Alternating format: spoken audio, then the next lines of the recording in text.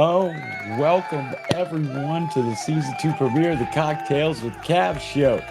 A whole new season that's going to be filled with even more amazing authors, entertainers, and artists from around the world. So please click that follow button and the notification bell so you never miss an episode. And look, as always, share the stream so more people can get to know these incredible creators. Tonight's show is brought to you by our great friends at Run Amok Books. They're an incredible indie publisher that's not afraid to take chances with new and exciting voices in literature. So by all means, please, Run Amok Books, check them out at their link in the description. Well, tonight's going to be a fascinating dive into some topics that may be uncomfortable for some, but I can think of no better author to tackle the subjects than tonight's guest. Ladies and gentlemen, please help me welcome to the stage Chicago's own astounding and controversial author, Tia Janae. Oh, geez, I'm so glad we can finally have you on the Cocktails with Cav show. I'm honored. And that's it. Good to be here. Good to be here. Oh, I tell you what. Thanks for having me. Oh no! Look, I'm always a pleasure. You know, and for those of you who don't know, Tisa was actually one of the great panelists on a show we did about how artificial intelligence was affecting the literary industry and the music industry and publishing industry. That was an incredible show. So if you hadn't had a chance to check it out in my highlights. But Tisa, I'm so honored to finally have you on. You've got a new release book we're going to be talking about in a few minutes, of course, and I'm going to save that for the big reveal, but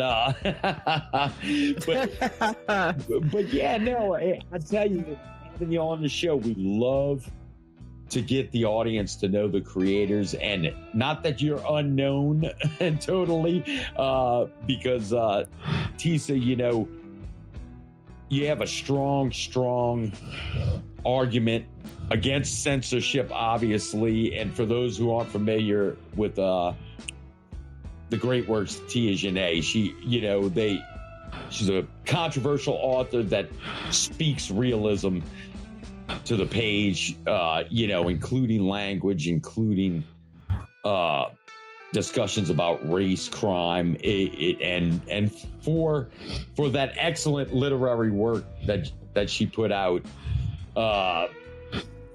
And I guess we could talk about it now. Ghosts on the Block Never Sleep. There was a bit of a controversy and a bit of censorship by the gatekeepers, as it were, right?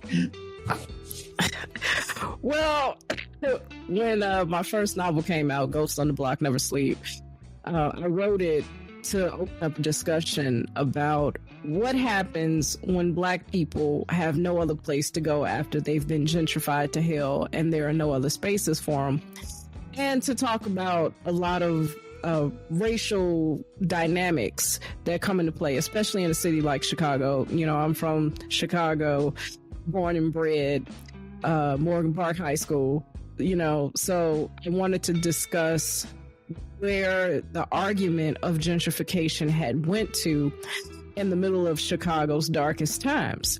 And the book comes out Black Friday, 2021.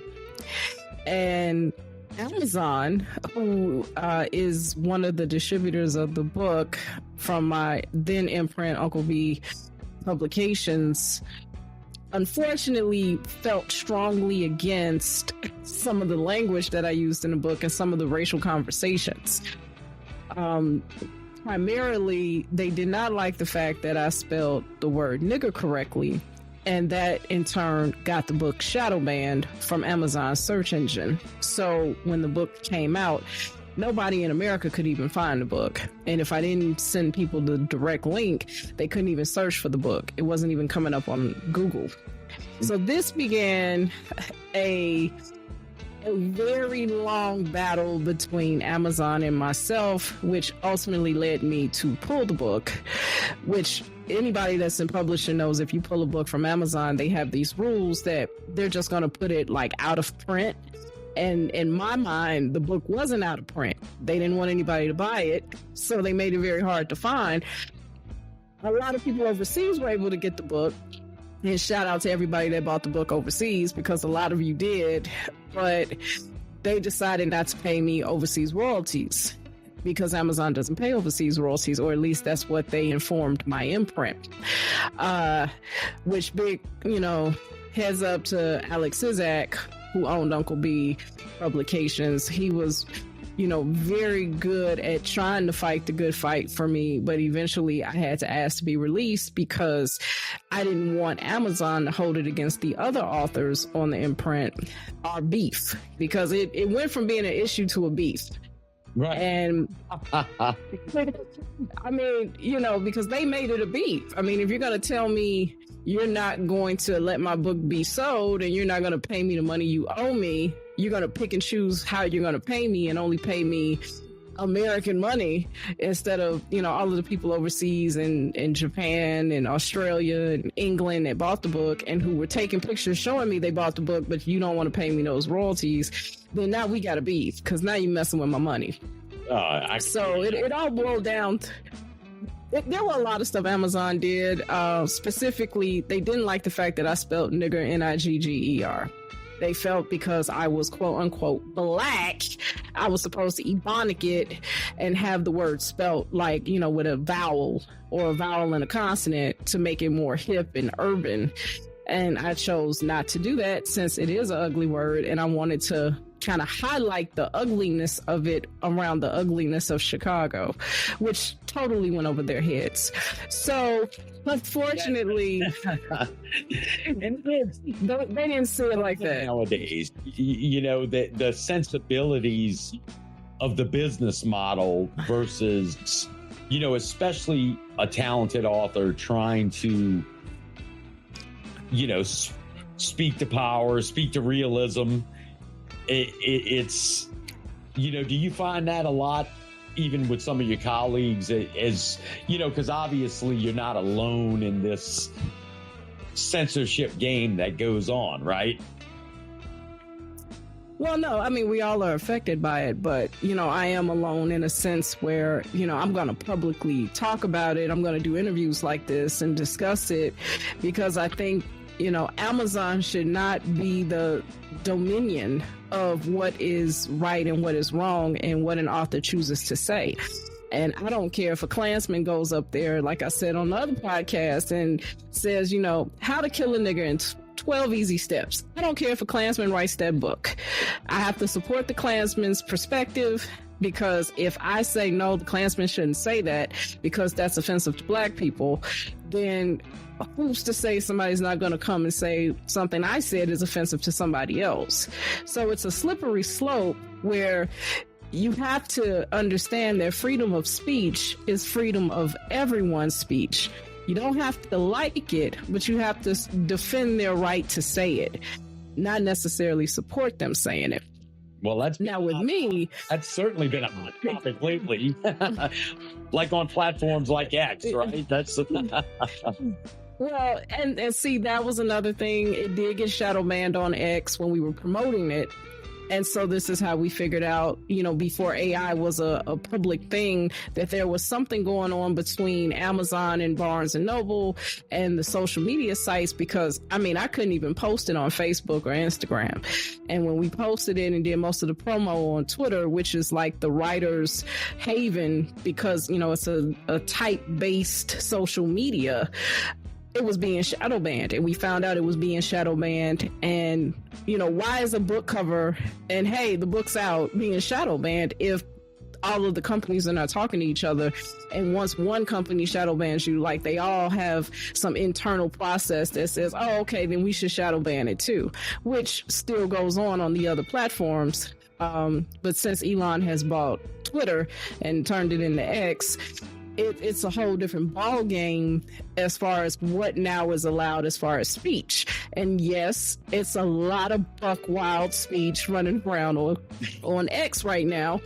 It's some stuff that even made me say, what the hell is happening on here? But it's refreshing because this is what you want. You want people to be able to feel comfortable enough to really tell you what they feel, especially if we're talking about a readership and people who are not in the arts. I totally love to hear what people have to say, even if I don't like what they have to say. So now, X has become, quote unquote, the Nazi platform, along with Substack, because they won't ban people who, a certain political group doesn't like. And see, social media brought out the absolute worst in everyone, and it became a political posturing point. And I think we all saw that, and we all are politically fatigued from it, because people felt like, I'm going to get in my echo chamber and I'm going to use this platform to manipulate the industry. And all of the writers saw that in literature. You got to go on there and you got to cape for the liberal political party, and you can't be a conservative, you can't be an alternative, you can't be an independent. You have to go with this one group, because if you don't go with this group that founded the Ku Klux Klan back in the day, but they're a whole different party now, then you're somehow the enemy. And you saw this in the last presidential election. Did you find out the feedback you were getting from some of the social media community during this early phase of Ghosts when it came out? Mm-hmm. Well, when Ghost came out, we're talking 21 going into 22, and Trump was in office then. Wait, was he in? No, wait, was he in office? No, he wasn't in office. Okay, like I had to think about that. Like, no, he wasn't in office, but like you're talking about a period coming out of COVID, and that's why it's probably a blur for me. Right. A period coming out of COVID, there was a lot of policing about, you can't say anything anti-vaccine, you can't say anything anti-COVID, you can't question. Okay, whether or not you believe that the vaccine was harmful or hurtful or helpful, or whether or not you believe that COVID was a real thing or a fake thing, is irrelevant. People were being censored outright for challenging and questioning, which caused the divide that we see politically today. And Ghost fell in the middle of that, because here's a book that's asking questions, and you can't ask those questions. And some of my experiences releasing Ghost on the Block Never Sleep was people loved the book but did not feel comfortable. A lot of writers who I won't name because I don't want to embarrass them, they privately told me what they felt about the book, but they didn't feel comfortable publicly talking about the book because they felt that they would be targeted and blackballed and or shadow banned or something by others for saying that they liked it and it was fresh and it was something different. And the heat of very even for that, right? Even for a book review. Yeah. And there were two things in Ghost on the Block Never Sleep that were highly political. One was the barbershop scene at the very beginning of the book, chapter 2, where all these black people are sitting around talking about gentrification over the course of 50 years of Chicago history, which anybody that knows Chicago knows it's a very racial, segregationist, discriminative city. And so they're not holding their tongue about how they feel about white people moving in, pushing them out, or the firebombing era of Chicago, which people collectively have forgotten, where black families would move in and, white families would sell them the house and then their house would get bombed. And we're not talking about 100 years ago. We're talking about the 60s. Right. So you have to realize, Chicago gives you a whole different perspective of racism, a whole different perspective of segregation. There's self-segregation no one talks about, and I wanted to talk about it. And a lot of people said, well, black people shouldn't have that conversation. And oh my God, black people are still talking about race. And it's like, well, I'm not blaming anybody. We're having a argument, a discourse, if you will, about the problem. And I'm not saying it's on one racial proclivity or another. I'm just expressing myself through these characters who are fictitious in a very real world, because this is Chicago shit. And people didn't like that. Yeah, and when we talk about the things like the gatekeeping and the censorship, it's sort of just like you described it. It's how do you ever solve a problem if you don't have perspectives from people who are living it and allowed to talk about it freely?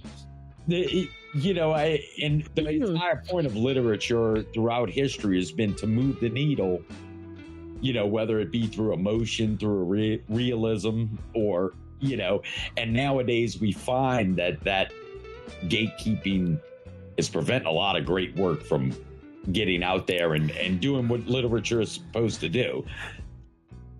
Well, this is a modern problem, George. I mean, back in the day, I'm an 80s kid, okay? So when I was coming up, in my formidable years, my high school years in the 90s, we were reading Donald Goines. We were reading Chester Himes and Iceberg Slim and all those Holloway House things like Street of Hoes and, Gentleman Pimp and all those real sexually provocative titles that, your mom had down in the basement and you found cleaning one afternoon and was like, oh my God, what is this? And, it's like some really weird threesome book or something. And it's like a secret and you're reading it and you go tell your friend, did you see this? Does your mom have any books? Does your dad have any secret hidden books? And of course, this is the era of where Playboy was still respectable, and your dad had a subscription for the year and tried his best to hide his collection, and you still found it.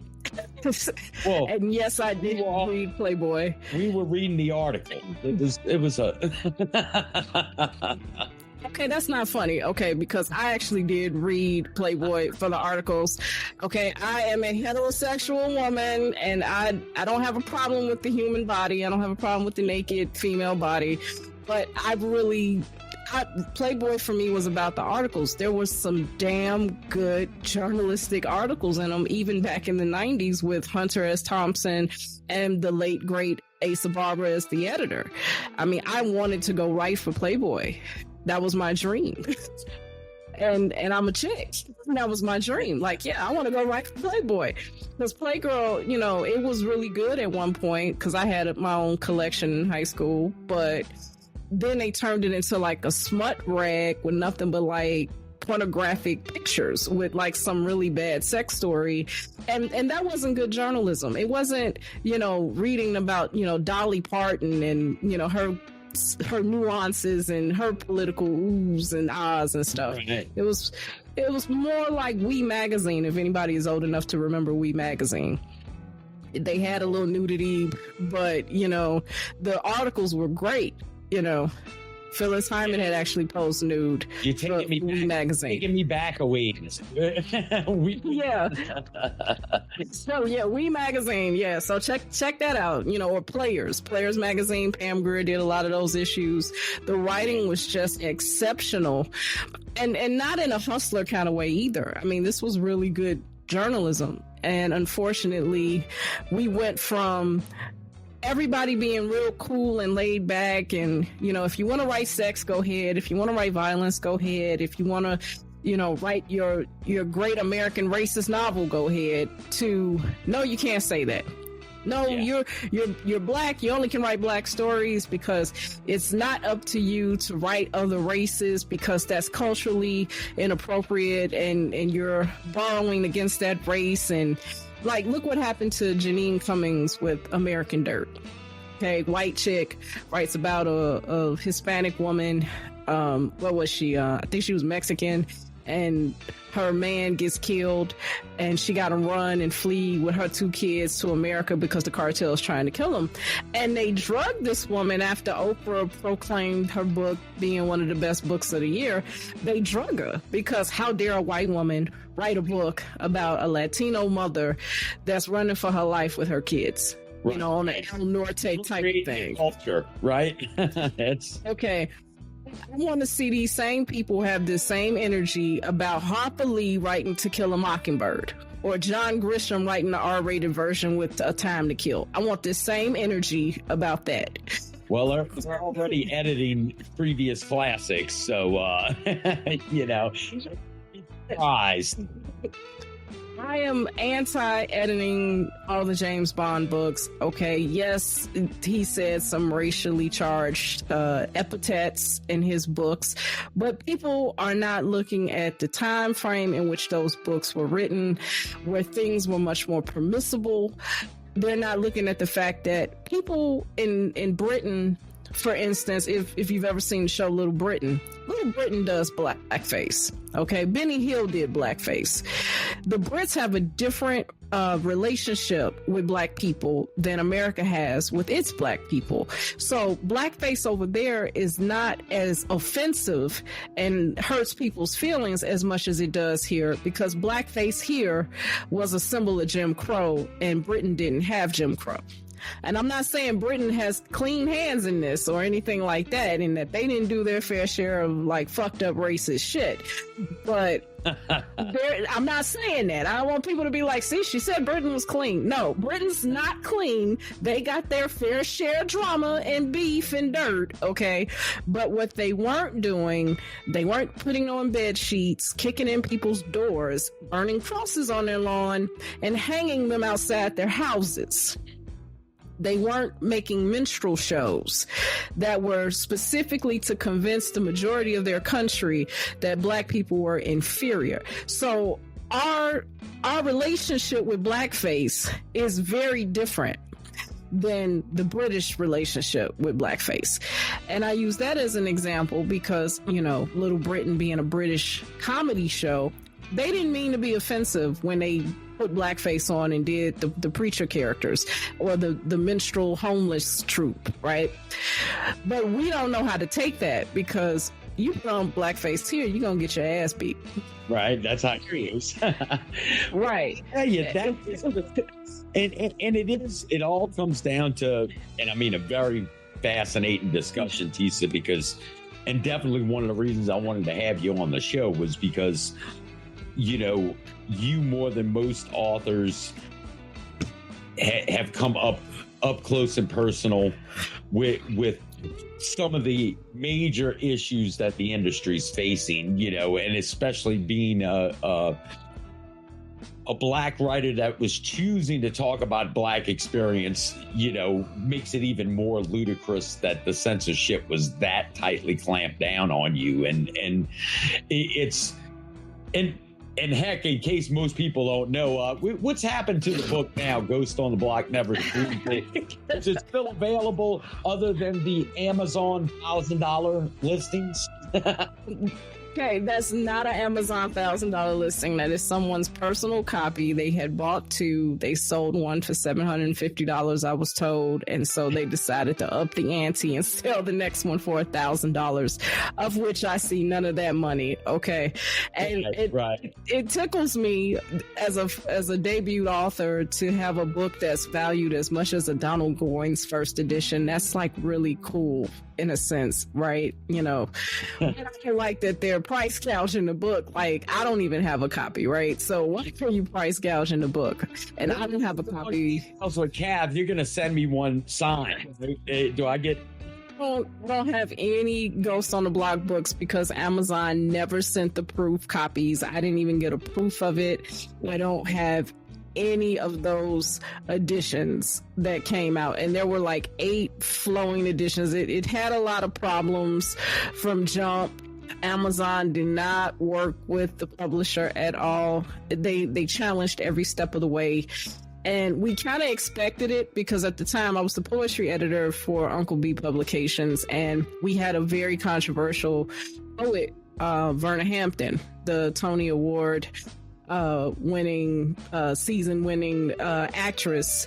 She had did a book called Poetry in My Yard that I edited, and they came down hard on that book. And she is no stranger to political activism, Black activism, etc. So I knew her book came out 3 months before mine. And I said, well, if they playing games with her book, then they probably are going to play games with mine. And they played harder with me, because I can't call a press conference and shame them like she can. So it became a tit for tat, but Ghosts on the Block Never Sleep will be coming back out. It will be re-released with the 3 missing chapters that were taken out from the original release, and that will be coming soon. I don't have a definite date for it. It's in the process right now of being re-edited, and you know, it's Tales with Cab. That's what I'm talking about. It's gonna come out for the people who missed it the first time. And see, all of this made me have to start my own publishing company. And there's your scoop. I've spent these last 2 years since falling out with Amazon, which I had to go back and get lawyers because they were bootlegging the book for $130 a copy in Sri Lanka, Saudi Arabia, and another country.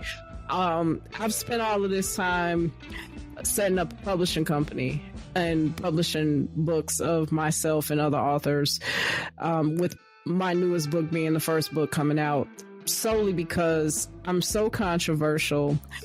I'm tired of fighting people that don't have the stones to say, shit, we wanna. We don't care what you say. We know she's gonna sell this book. We want to put this book out. I need people to fight as hard for me as I would. And publishers don't necessarily do that because it's not financially profitable. And most publishers are not going to go up against Amazon like I did independently. So I just said, I'll cut out everybody and just start my own thing. And, you know, thanks to my time at Uncle B Publications, I did learn a lot about how this business goes and how to publish. And that's, you know, authors don't understand what is all involved when you publish a book. They know the writing part. They know that aspect. It's like show business. They know the show, but they don't know the business. And now in the age of AI, nobody needs the show. It's all about the business. So now they don't know what to do because they only learn the show, not the business.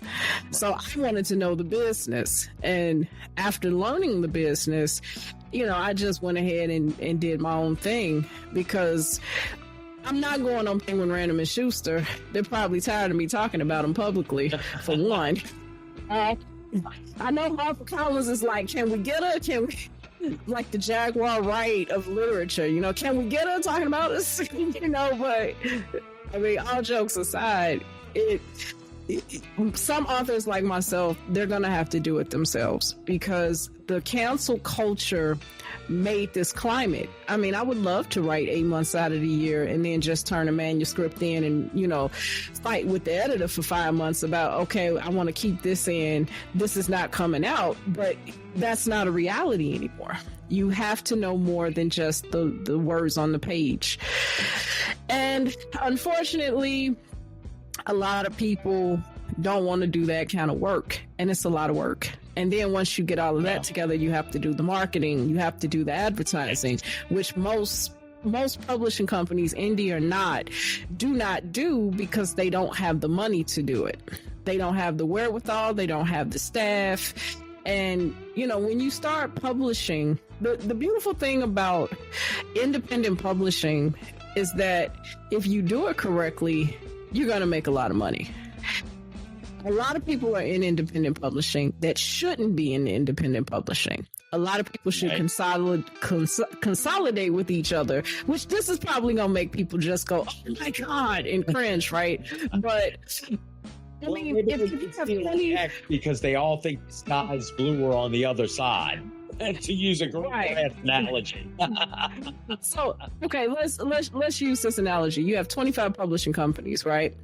And out of those 25 publishing companies, everybody's releasing 5 books a year. But out of those 5 books a year, those authors are cross-publishing on the other 24 imprints for the next 2 years. So if y'all gonna do it like that, then how come we just don't say, okay, you 5 publishers, you've published these 4 authors consistently, you all merge and have one publishing company, and you all just have that author as a signed author. See, I'm old school. You know, when you see Jackie Collins was signed to W.H. Allen. Okay. This is 1968, 1969-ish, right? Her first novel was The World is Full of Married Men. She got £400 for that book. £400. That's equivalent to like $500. Okay. Like she didn't do anything, right? She got like lunch money. That book sold 150,000 copies in 2 weeks off of her going out in the street telling people, hey, I wrote this dirty book that's all about women having sex and not being bothered with these married men. And every woman wanted to read it because nothing like that had ever been done before. And she started writing more books, and they weren't big books. These were like pocket paperbacks, which, you know, only old people like us remember what those are. And eventually, after 10 years of doing that, that's when she got the big deal with HarperCollins and got chances, right? And she got the big money. But she had to grind. And people also forget, Jackie Collins, yes, she's a former actress that nobody really knew about, right? Very famous sister that her career was in the hole in the 70s doing like Empire of the Ants. Right? So like she ain't got like no money behind her, right? But she did something nobody did. She went and made independent films. She made an independent film of The Bitch and The Stud, which The Stud was the first film. And they got somebody to give them $100,000. Okay, they made like $10 million off that movie in the 70s.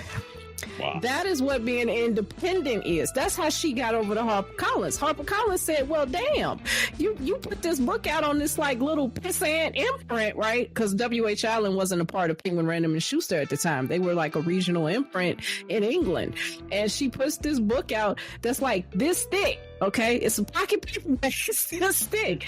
And they gonna make a movie called The Stud. And then they make a sequel called The Bitch. And they made all this money.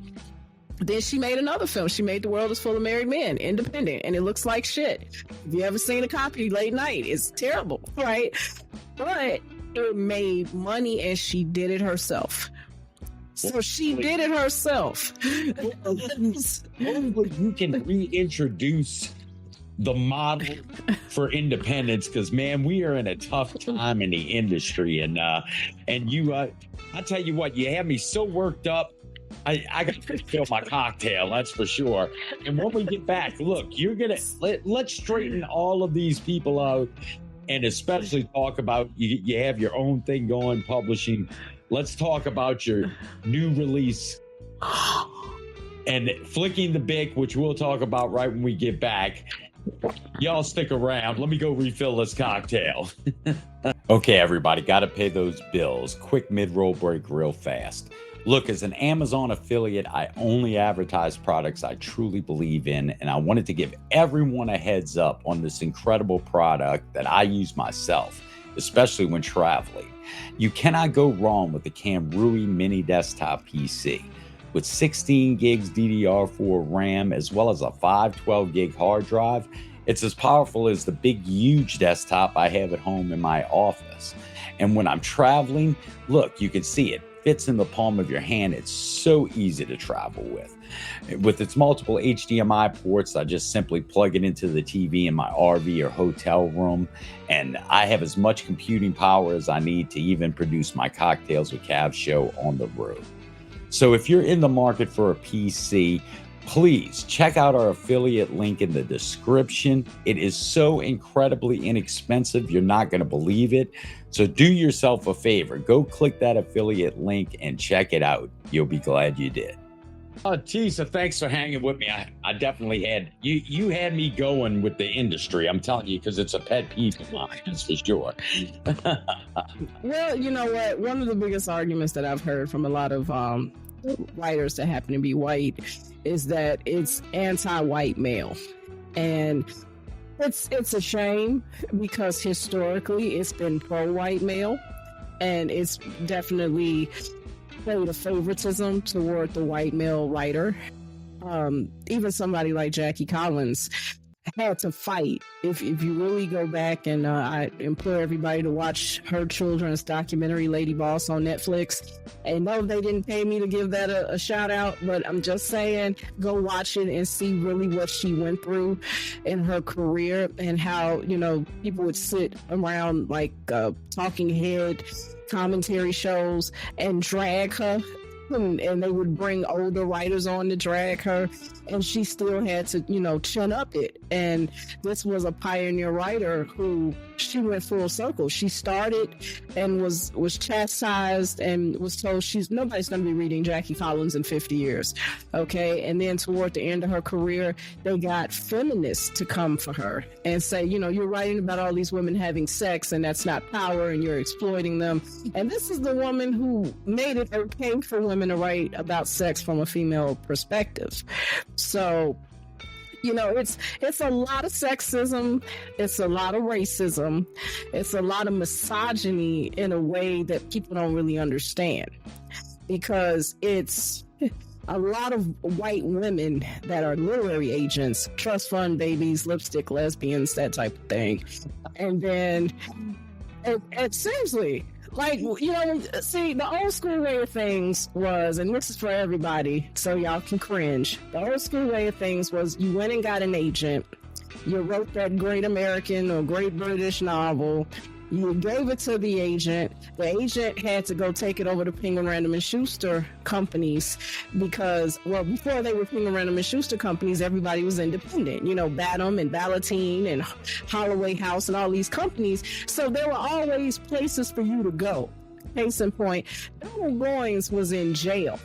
Okay, he sent in a handwritten manuscript that wound up being White Man's Justice, Black Man's Grief, and they sent him a $5,000 check in jail and said, you got anything else?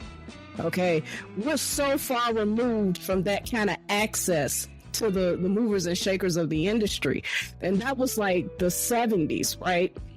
So 50 years later, you have to go through the literary marketplace. You have to have an agent that's listed in the literary marketplace to get your manuscript over to somebody at Penguin Random and Schuster, and not even at the tippity top of Penguin Random and Schuster, some fourth-rate subsidiary label that they picked up 20 years ago and have it under their moniker. Okay, and then it's not an imprint that publishes everything. It's an imprint that publishes one genre. And this one-dimensional genre way of thinking has people fighting each other because there are so many limited slots. And as a black writer or a minority writer, because you may not be black, but you might not be white either, you have to be a token to get one of those slots.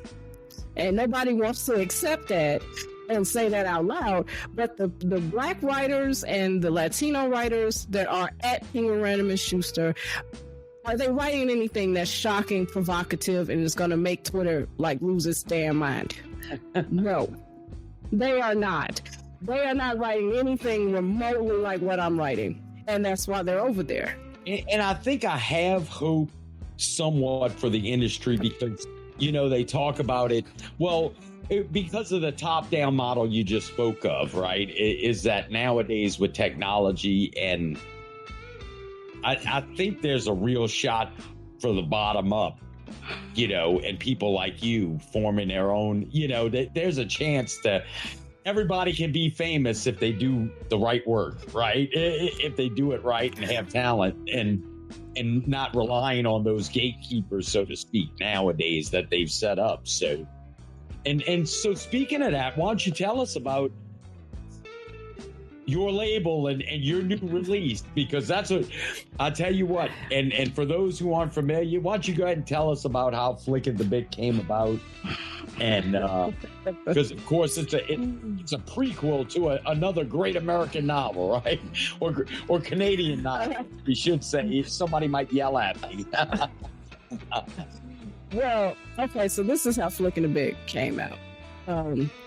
Vern Smith, who's over at Run Amok Books, he was releasing Scratching the Flint, and he didn't know me.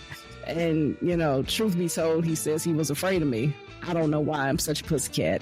But he wanted me to read the book and blurb it for him. So he sent me, he found my email through people and hit me up, and he sent me the book. And I enjoyed the book so much that I wanted to write a Jean Max book, because Jean Max is the villain in his book. And now let me explain something to the audience here at Cocktails at Cav. Writers are very sensitive, okay? They are not going to let you come into their playground, okay? This is not Kindle Worlds. This is not like Archive of Our Own. They do not like fan fiction, okay? Like, I just asked him, you know, thinking he was going to say no, or maybe it was going to make him want to write a Jean Max book. And he said, you know, I don't really want to write another one of these books. And, you know, the story kind of ends, and I'm not going to spoil it for people who haven't read it, but like, you really can't go forward with Jean Max in his book, which I kind of spoil on the synopsis on my book, because, okay, y'all, spoilers, Jean Max dies in his book. I'm not going to tell you how, but he dies. So I just said, I want to write about this guy. Can I write about him? And he said, sure. And I said, what? You're going to let, like, you don't even know me. You're going to let me write this fanfic essentially about Jean Max? He said, send me the pages. So I immediately started writing. Okay. I'm not going to tell you how quick I wrote it or anything like that, because I was asked not to.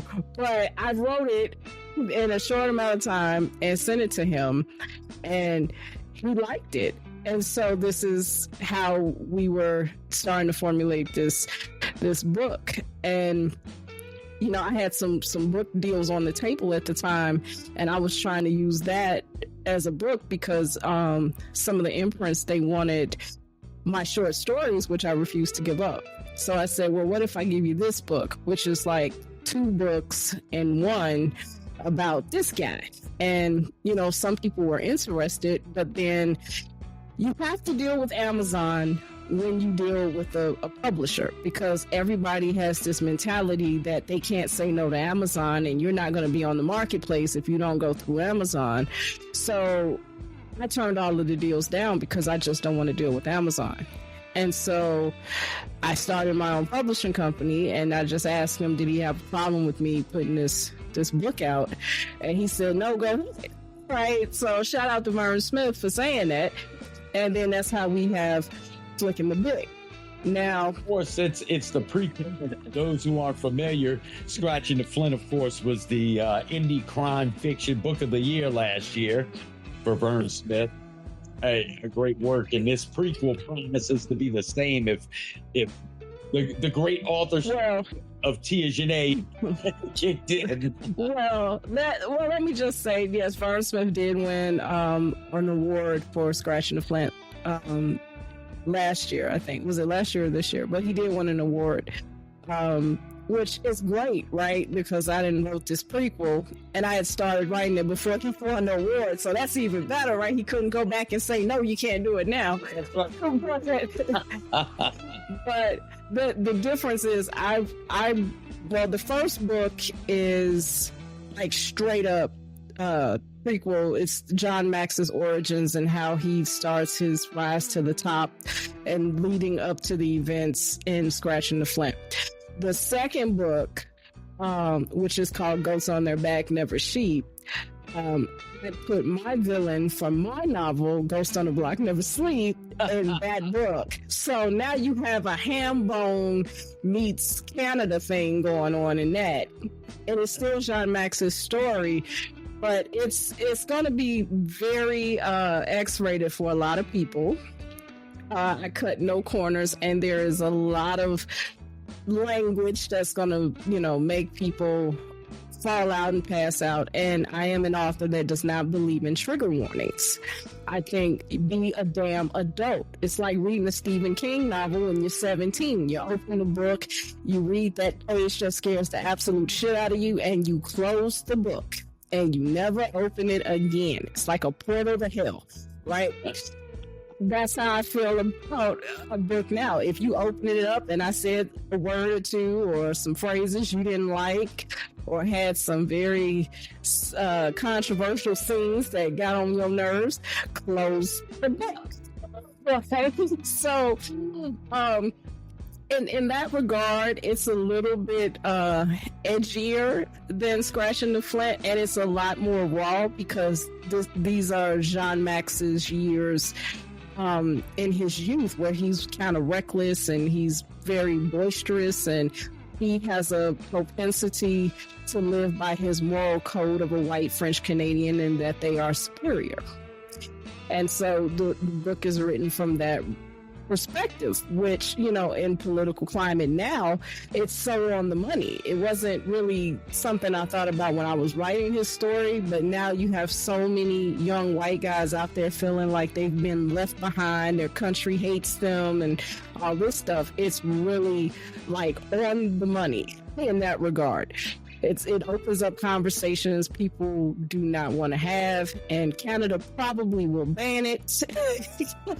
And I'm laughing about that, but I'm serious. Canada has some very interesting hate speech laws. They believe in freedom of limited speech, and I love Canada. I think it's a cool ass country. But it has, the Trudeau years have been very interesting into the repression of its people. And I'm sure everybody saw like the convoy protest and what happened with that. And it's going. It's really not going in a good way. It's very dystopian what's happening up there. So I expect Canada to just freak the hell out about this book. It's like I wrote the great Canadian novel, and they're probably not going to like that. And this is why everyone should read it and go tell Canada what I said. Let's just see what happens. Right. Another great controversial work of realism, and you know, it's important. And I tell you, you had mentioned during the first half, Tisa, you know, about people fighting for you as hard as you'd fight for yourself, you know, and I would say, you know, we all need to be fighting for you as hard as we need to for the industry, because the censorship and the inability to talk with realism is and that's how all great literature became great literature, right? It spoke to something realistic. You know, it's with the advent of AI, like I said in other podcasts, what makes us survive AI? You gotta write dirty books. You gotta write those nasty, growly, grimy 70s type books that have zero fucks given about what you feel about that racist, sexist, misogynistic character running around being an absolute asshole. And that's the only way we're going to survive, is if we go back to the 70s and write those types of books. And we all love those types of books. You know, even Clockwork Orange, which I saw as an adult and scared the absolute shit out of me. Right. But they banned that film, right? They banned it for like, what, 50 years. England wouldn't even allow it to be played because they thought it was going to influence the youth to run around and drink LSD milkshakes and do all types of crazy shit. But it's a testament to the undercurrent of the hippie generation. To me, Clockwork Orange is their version of the Charles Manson murders. And nobody wants to look at it like that. But every generation has some definitive work that speaks to that generation. And then the older people of their generation come out with another definitive work that speaks to their age at that point. And right now, I mean, on the precipice of changing a drastic government from one government to another, and people not happy about all of the changes that are incoming, And it's probably, we're in a shit economy that's spiraling completely out of control, and no one person can fix that, despite, what the camaraderie and support of said new incumbents are. You can't fix an economy overnight. And so literature will be the first thing that's sacrificed. And I can tell you, just releasing a book right now, going into Trump's new term, it's a scary, scary thing, because the cost of everything is going up, and everything that he's promising to do is going to be detrimental to literature. You're going to see people like HarperCollins stop printing books at some point. And I said it here on Cocktails with Cat. Y'all can come back here in a year when they say we're only doing ebooks. They're going to stop printing, because the if he goes through with these tariffs, they're not going to be able to get the paper. Well, they're not going to be able to print. And Canada will be the 51st state now, so it'll be Oh my God, that's, you know what? We don't need Canada to be the 51st state. What we need Canada to humorous yesterday. Look, we don't need Canada to be the 51st state. What we need Canada to do is get its shit together, so we can have a place to run to if we have to. Because, right, I can't run up there if they're gonna arrest me for hate crimes. It's a little problem. So yeah, damn, they're not letting you bring your book. That's for damn sure. You know what? I want to speak to that real quick. Now, I've heard from a lot of people that when you bring a book into Canada, they have a law that customs has to read it. Now, I haven't personally seen this law, but I've heard from many people that live up there that, you can't just bring books up there. You have to check them with customs, and they have to read them, and they have to make sure that they don't violate their laws. And if they do, if they violate those censorship laws, then they can't let them in. And there was a case a while ago where they banned Penthouse, Penthouse magazine, because somebody did an article in there or a story, and it violated their laws, and they suspended the importation of Penthouse. So now if you are going to ban Penthouse magazine, you're going to ban me. like there's no hope. There's, it's just, you got to accept what it is. And see, this is where, to me, literature can persevere. Literature is like comedy, it's like music, it's like film. Like, we can have an underground where we're not the counterculture of that underground, and that we can come in and present these new ideas as they relate to what's happening in the street now. And unfortunately, there's been a complete co-opted movement to where, ABC, NBC, CBS got replaced by Hulu, Netflix, and Prime. Right. And now with AI, these companies are buying up book properties solely to have content, which they plan on making with their AI. Because Netflix is investing in AI tech, Prime is investing in AI tech. Who's to say Hulu's not going to be doing it, because that's ABC Disney. Right. So, and I think, in a really strong sense, people are tired of the quote-unquote the wokies. They're tired of all of the wokeness, the forced wokeness. I'm okay with pushing the barriers and the buttons. I was just watching Get Millie Black.